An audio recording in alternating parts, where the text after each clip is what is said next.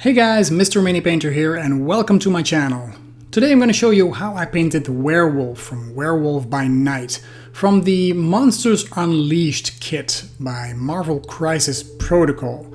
A very fun kit with all kinds of monsters combined into one box, and I've painted a couple of them, and now it was time for the Werewolf.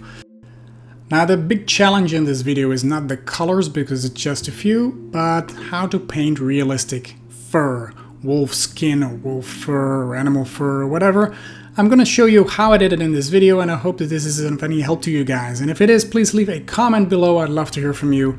And consider checking out my Patreon page as well, as I'll be painting a lot more videos and a lot more games than might appear on my YouTube channel.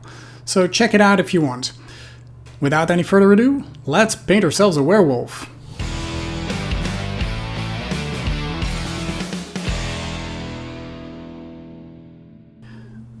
Here we are, the Werewolf by Night. I primed the model in a all black primer. Nice and dark base coat to start from. Because it's a big base, I glued it to one of those sticky handles, which works perfect for me. And I'm going to show you how I painted the animal fur. First, I took a large dry brush and kind of slapped on rhino's hide. Don't be too precise, there can be some black shining through. Actually, I prefer the black shining through a bit, and I'm going all over the skin, including the hands, the lower legs,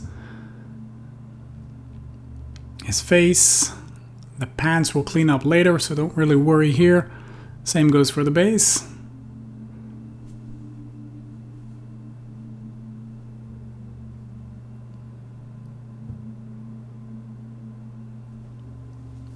Just go nuts here, don't be too precise. We're gonna need our time for the rest of those details.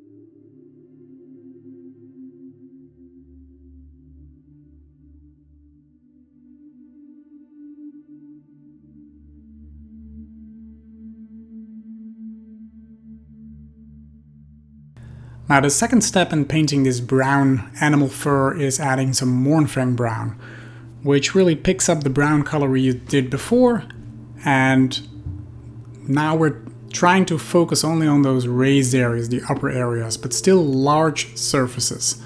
So use your dry brush and just pick out all of these spots. Leave some of those brown, the previous browns, shining through, so you get a nice transition from dark to bright.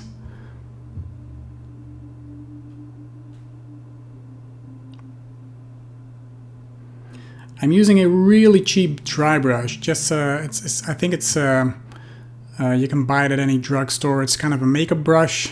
I think it's around $1 or euro, whatever, and it works really fine.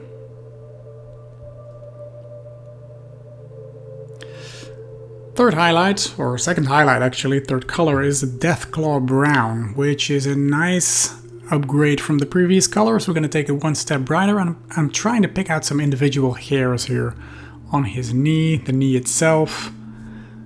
I'm going all around the body, working this color, but this time no dry brush, but tiny details. So all those individual hairs, this takes time, but the result is worth it because you want those patches of fur looking like actual hair. I'm also painting some of the abs and the muscles on his chest with a brighter color, just to pick up the overall brightness of this model. And I imagine that the chest could be a bit brighter than the rest of the body, since that is really hairy, and the chest will be a bit more bare, maybe. Some less fur. So I'm doing some highlights on the muscles on the arms as well, and for this I thinned down my paint, I watered it down just a bit.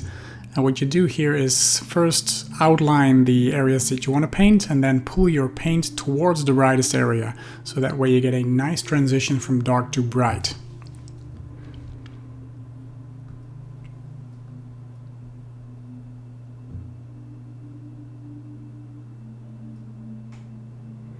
Then with some Carrick stone, we're going to take it up one step further, and I'm picking out some tiny hairs, the very ends of the hairs on this fur here, and adding some brightness to some spots of the body. I'm focusing, of course, mainly on the top, as in my imagination that would be the brightest. So just put some dots here and there, try and pick out some tiny hairs, or even create hairs that aren't there. That's the nice thing about coloring these models. You can add details that aren't in the actual model itself. So I just picked out the hairs here because those are the easiest. You can kind of blend that to the smoother surface of the arm to make a transition where to stop these tiny hairs, where to start from.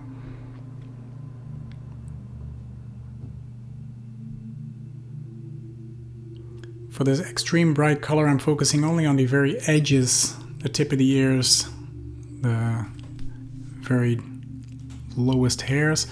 And I'm trying to add some brightness to the chest here, but also adding hair. So tiny vertical lines all lined up that create some extra brightness, but still looks like fur. And I'm really loving this result. We're also going to build this up in several layers.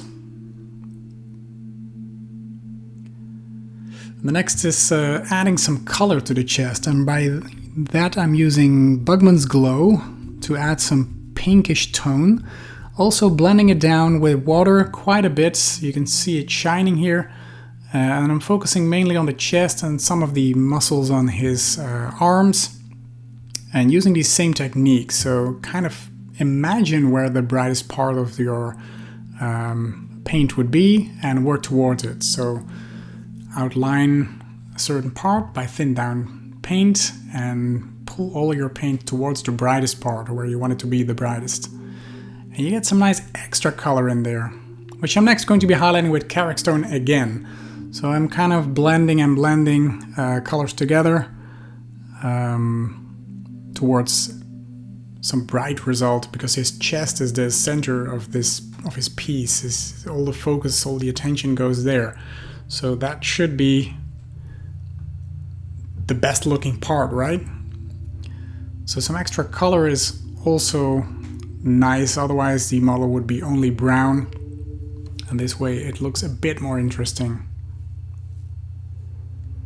Now don't forget to paint in the eyes. For that I'm using Palette Witch Flesh, and the eye sockets were still nice and black from my base coat. If not, add some black first. You get these nice tiny eyes in here. And I'm gonna try and add a pupil with Abaddon Black.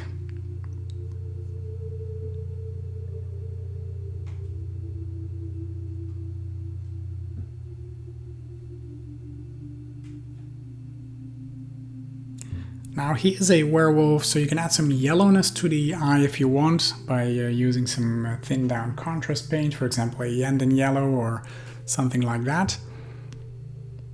When you thin it down quite a lot, like a 75 to 25, 75 water to 25 contrast paint, you get a nice tiny yellow glow if you want to make it look more like a wolf's eye. Now I'm painting in the teeth with Carrick stone. There's not many of them, but there are some tiny ones showing.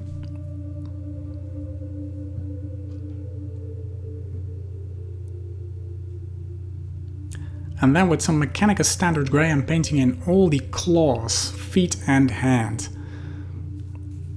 They are quite large and quite visible, so I want to pay some attention to that too.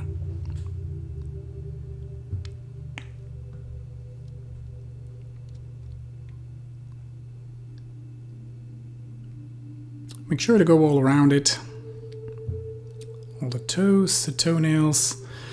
And then we're going to pick up that color by adding Dawnstone to about 50% of the nail, so the top half, so to say. So you get a transition from dark to bright. And we're going to take that one step further in the next step. Focus mainly on the outside and the top. The inside can be darker. Then I'm doing the same, but now painting only the top 25% with Administratum Gray. So just the very tips and the top edge to create some extra sharpness there. This gives her a very nice sharp result.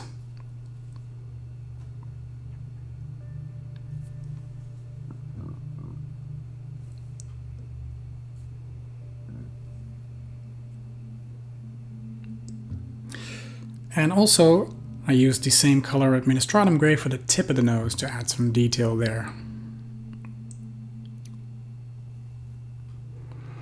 Then it's time for the pants. Incubi Darkness mixed with some Abaddon Black to about 50-50. And I'm painting all around.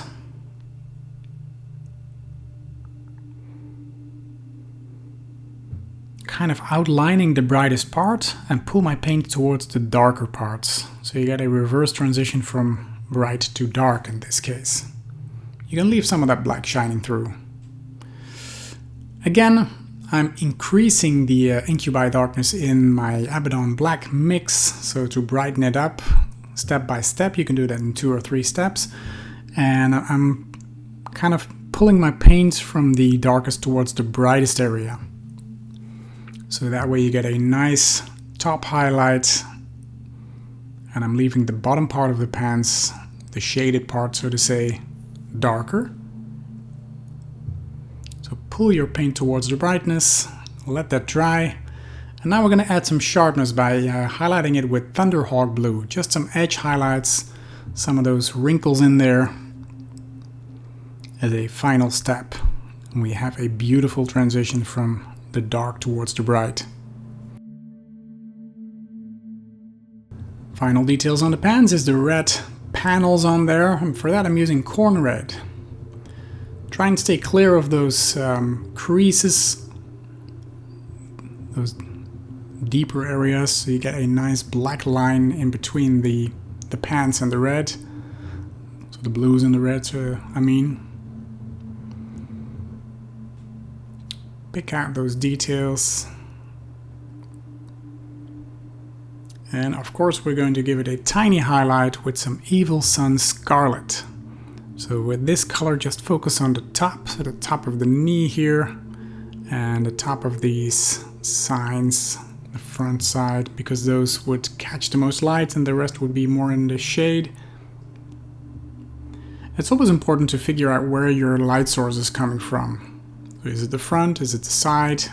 And make sure the shades and highlights are corresponding to it. Now the base, I gave a primary base coat of Mechanicus Standard Gray. I'm going all around it. This model has a unique base. Most of them have the exact same base, which is kind of boring, but this one is looking very nice.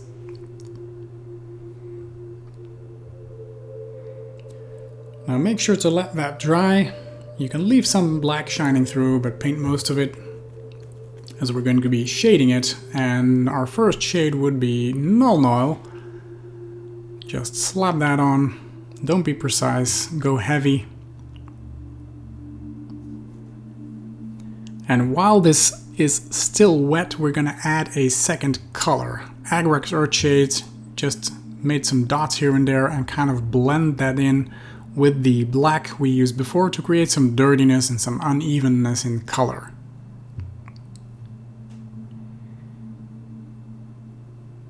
Don't be too precise, this is more than enough. Once that is dry, I'm going to add some Coelia green shade all over the model to create some eerie blue effect on it. Because he is, let's face it, a werewolf.